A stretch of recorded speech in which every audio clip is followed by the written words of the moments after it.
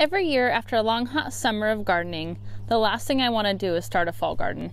I don't want something else to care for, I don't want to plant anything else, but every year I'm proved wrong, and this is why. It's cooler, there's rain, and I get a lot better harvest than from many crops that I don't get early on in the spring.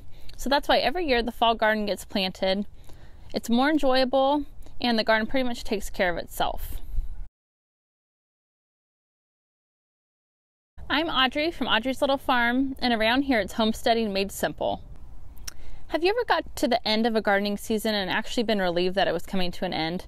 Or came home after a long weekend and was actually excited to find out that some of your plants had died so you could quit watering? I know I have. Gardening can be really overwhelming and take up a lot of time, especially if you don't plan it out right. And that's why I've actually created a course that talks all about the systems I've set in place, like irrigation systems and a timer, so my garden runs on autopilot.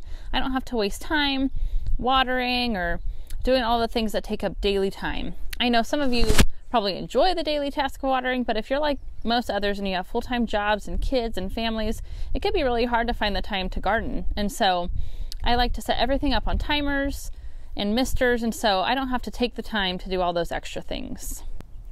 And now that I've set up all those things to automate my garden, when I get to the end of the summer, I'm actually excited to plant my fall garden. I can't wait for the cooler weather and the rain and all the new crops I get to plant.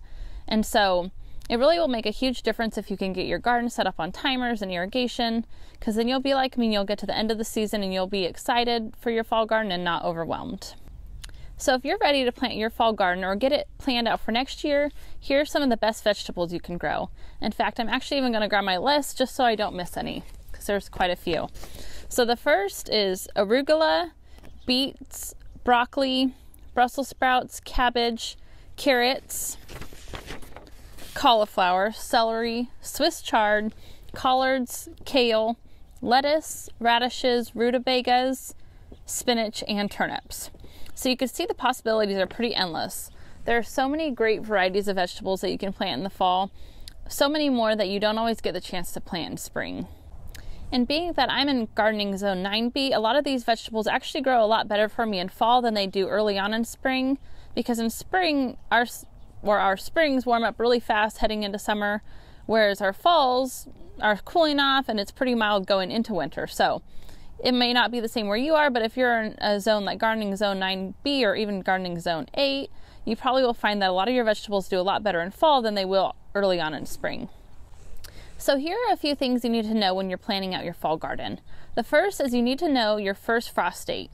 The reason you need to know this is because all of the planting times for all of the fall vegetables will be based on that date.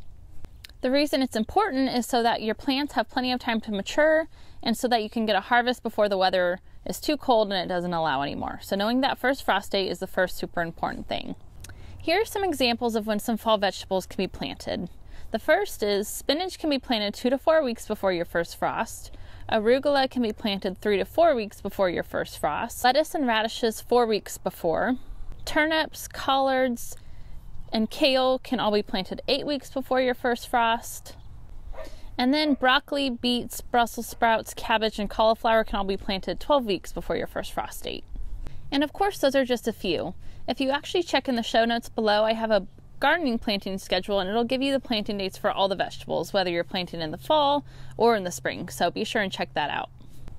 The other thing to take into consideration when planting your fall garden is whether or not a crop is short season, half season, or long season in days to harvest. For example, spinach only takes 30 to 40 days to harvest from the time of planting, whereas Brussels sprouts takes 90 to 100 days from the time of transplanting. And this year, I'm actually a bit late getting my fall garden planted, so I know I don't have time to plant something like Brussels sprouts that's going to take 120 days to harvest. So I'm going to plant all short season crops to make sure that I can still get a harvest before the weather doesn't allow.